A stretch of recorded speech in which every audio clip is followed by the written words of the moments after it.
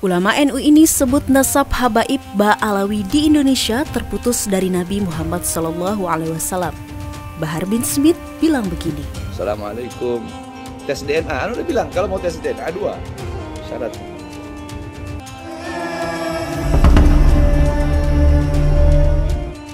Penelitian mengenai nasab habaib di Indonesia yang dilakukan Kiai Haji Imanuddin Utsman membuat geger halayak. Pasalnya, kesimpulan dari kajian itu menyebut bahwa nasab habaib yang ada di Indonesia, terutama habaib yang tergabung dalam Ba'alawi, adalah tidak ilmiah. Atau dalam bahasa sederhananya, nasab para habaib dari kalangan Ba'alawi ini tidak menyambung ke Nabi Muhammad SAW. Kajian itu termuat dalam artikel yang berjudul Terputusnya Silsilah Habib kepada Nabi Muhammad SAW yang dimuat dalam portal Kebandindo 7 Januari 2023 lalu. Menurut Kiai Haji Imanuddin Utsman yang juga merupakan Ketua Komisi Fatwa MUI Provinsi Banten, para habaib yang ada di Indonesia ini datang pada sekitar tahun 1880-an sampai dengan masa sebelum kedatangan Jepang tahun 1943. Para habaib ini disebut berasal dari klan Ba'alawi, sebutan bagi mereka yang berasal dari keturunan Alawi bin Ubaidillah. Menurut para habaib Ba'alawi ini, Alawi bin Ubaidillah adalah keturunan Nabi melalui Husain. Nasab lengkapnya adalah Alawi bin Ubaidillah bin Ahmad al-Muhajir, bin Isa al-Rumi, bin Muhammad an-Naqib, bin Ali al-Uraidi, bin Imam Ja'far al-Shadiq, bin Muhammad al-Baqir, bin Ali Zainal Abidin, bin Husain, bin Fatimah az-Zahra, binti Nabi Muhammad SAW. Klaim itu kemudian dibantah oleh Kiai Haji Imanuddin Utsman dengan menyebut nasab para habaib dari klan Ba'alawi itu tidak ilmiah. Penyebabnya adalah nama Ubaidillah tidak terkonfirmasi sebagai anak Ahmad al-Muhajir dalam kitab nasab utama yang ditulis pada masa ketika tokoh masih hidup. Dalam banyak kitab nasab, Ahmad bin Isa ditulis hanya mempunyai 3 orang anak, yaitu Muhammad, Ali, dan Husain. Selain itu, para ulama abad ke-6, ke-7, ke-8, dan ke-9 awal juga tidak menyebutkan bahwa Ubaidillah adalah anak Ahmad bin Isa. Ubaidillah disebut anak Ahmad bin Isa hanya ditulis pada buku karangan Habib Abdurrahman al-Masyhur yang dikarang pada abad ke-14 Hijriah. Jadi, setelah ratusan tahun dari masa hidup Ubaidillah sendiri. Tentunya ini sangat aneh. Orang yang tidak ada di abad 6 sebagai anak Ahmad, tiba-tiba selang berabad-abad muncul sebagai anak Ahmad.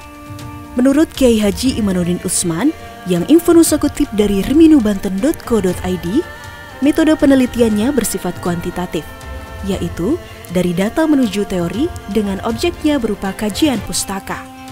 Selain itu, kitab yang digunakan sebagai rujukan tidak satu buah saja, namun cukup banyak yang kesemuanya hampir berbahasa Arab, yang tentunya untuk memahami diperlukan penguasaan ilmu alat seperti nahwu dan syaraf. Kiai Haji Imanuddin Utsman juga menekankan bahwa penelitian ini bukan bermaksud untuk membenci kaum habaib. Namun, justru penelitian itu sebagai bentuk kecintaannya pada Nabi Muhammad SAW dan anak cucunya.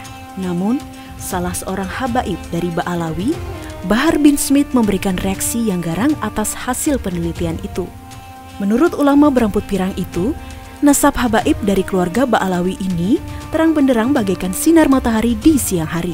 Agar polemik tidak berkelanjutan, beberapa pihak menyarankan jika memang Bahar bin Smith tidak mampu menyajikan kajian ilmiah tentang nasab habaib Ba'alawi, maka sebaiknya Bahar bin Smith melakukan tes DNA saja. Pernyataan Imanuddin ini kemudian ditanggapi dengan berang oleh Habib Bahar bin Smith. Habib Bahar bin Smith menyatakan ia bisa saja melakukan tes DNA, namun dengan 2 syarat. Salah satunya adalah dengan membongkar makam Nabi Muhammad untuk mengambil sampel darah Rasulullah yang kemudian dites dengan DNA-nya. Tes DNA, udah bilang kalau mau tes DNA 2 syaratnya. 1, bisakah ente orang yang ngajak tes DNA ini menggali kuburnya Rasulullah, ambil darah beliau, nanti cocokkan sama kita orang, atau darah Sina Ubaidillah yang dikatakan putus. Bahar bin Smith juga mengatakan kalau orang-orang yang meragukan keaslian nasab Habib di Indonesia itu ada 2 orang. Yang pertama, orang Yahudi dan yang kedua, anak hasil zina. Pernyataan Bahar bin Smith ini kemudian memancing banyak reaksi, salah satunya adalah Guntur Romli. Pegiat media sosial itu sampai menyebut Bahar bin Smith sebagai seorang dajjal. Ide itu tidak akan keluar kecuali dari orang yang punya pikiran seperti dajjal. Ini merupakan ucapan yang sangat ngawur dan sangat kurang ajar. Tidak layak keluar dari orang yang terus mengaku mengklaim sebagai keturunan Rasulullah, kata Guntur Romli seperti dikutip Infonusa dari channel YouTube Cokro TV. Tentang tes DNA ini, Najwa Shihab yang sering disebut keturunan Arab pernah melakukan tes DNA pada tahun 2021.